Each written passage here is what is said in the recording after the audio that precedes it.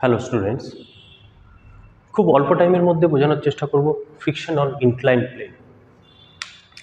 ধরলাম এই inclined plane একটা রয়েছে, এর উপর একটি এম মাসের একটা ব্লক আছে। তো এম মাসের ব্লকের ওয়েট কোন দিকে অ্যাক্ট করবে? MG, downward. এই এমজিটাকে আমি দুটো কম্পোনেন্টে ডিভাইড করব। তার আগে এই এম মাসের উপর যে নর্মাল ডিরেকশন অ্যাক্ট করবে সেটাই ইনক্লাইন্ড প্লেনের সাথে পারপেন্ডিকুলার এইভাবে নর্মাল ডিরেকশন অ্যাক্ট করছে। তাহলে এবার আমি এমজিটাকে দুটো কম্পোনেন্টে ব্রেক করছি। একটা এইদিকে, এইটা যদি থিটা হয় তাহলে এই অ্যাঙ্গেলটাও থিটা। তাহলে এই এমজির কম্পোনেন্টটা আমার কাছে আসছে এমজি কস থিটা, আর ইনক্লাইন্ড প্লেনের প্যারালাল যেটা আসছে সেটা এমজি সাইন থিটা। যদি প্লেন স্মুথ হতো তাহলে জি সাইন থিটা অ্যাক্সেলারেশন ডাউনওয়ার্ডে মুভ করে যেত ব্লক।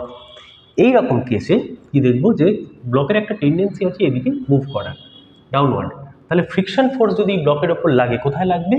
দুটো সারফেসের জাংশন, পয়েন্ট অফ কন্ট্যাক্ট। তো এই এম ব্লকটি এই পয়েন্টের, তার মানে মোশনের অপোজিটে ফ্রিকশন ফোর্স লাগবে।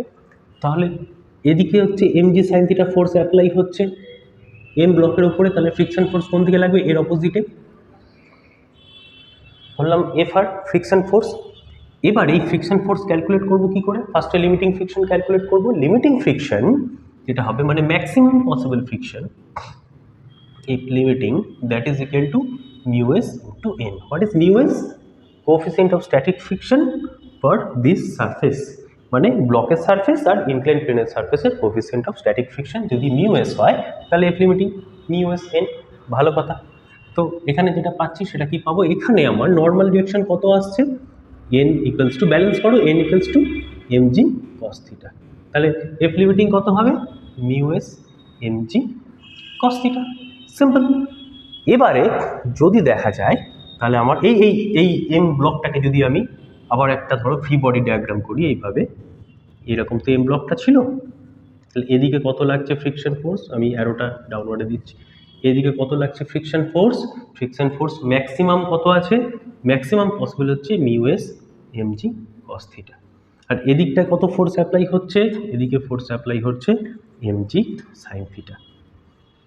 তাহলে যদি দেখা যায়, এখানেও কিন্তু সেই স্ট্যাটিক আর কাইনেটিকের গল্প, যদি দেখা যায় যে mu S MG cos theta is greater than M G sine theta, তাহলে কিন্তু ফ্রিকশন ফোর্স বেশি হচ্ছে, তখন ব্লক কিন্তু মুভ করবে না।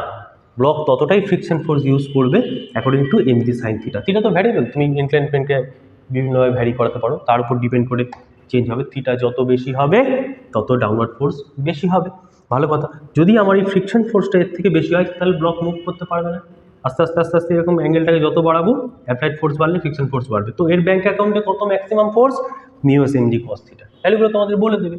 আর যদি mu S MG cos theta that is equal to M G sine theta হয়, তাহলে ব্লক কি হবে? About to move. এবার মুভ করা স্টার্ট করতে পারে। এর পরের কেস, যদি mu S MG cos theta less than M G sine theta হয়ে যায়, তাহলে ফুল ফ্রিকশন অ্যাপ্লাই হবে, ব্লকের ওপর অপোজ করার চেষ্টা করবে মোশনটাকে, তখন কিন্তু ব্লক মুভ করা স্টার্ট করবে। ব্লক কিন্তু তখন মুভ করবে। তো কিভাবে মুভ করবে? কত অ্যাক্সেলারেশনে মুভ করবে? নেট ফোর্স কত?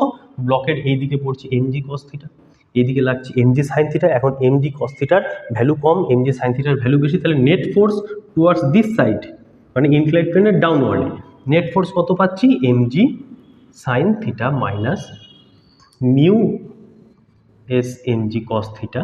এটা হচ্ছে net force divided by net mass যদি বলি, তাহলে m, that is our acceleration, that is our downward acceleration. তো আমি অ্যাক্সেলারেশন আলটিমেট কত পাচ্ছি? G sine theta minus mu s into g cos theta, বা বলতে পারো যদি জি কমন নিয়ে নিই, sine theta minus mu s cos theta. এই হচ্ছে আমার নেট অ্যাক্সেলারেশন ডাউনওয়ার্ড। কতটুকু সময় লাগলো? আশা করি বোঝা গেছে। Thank you.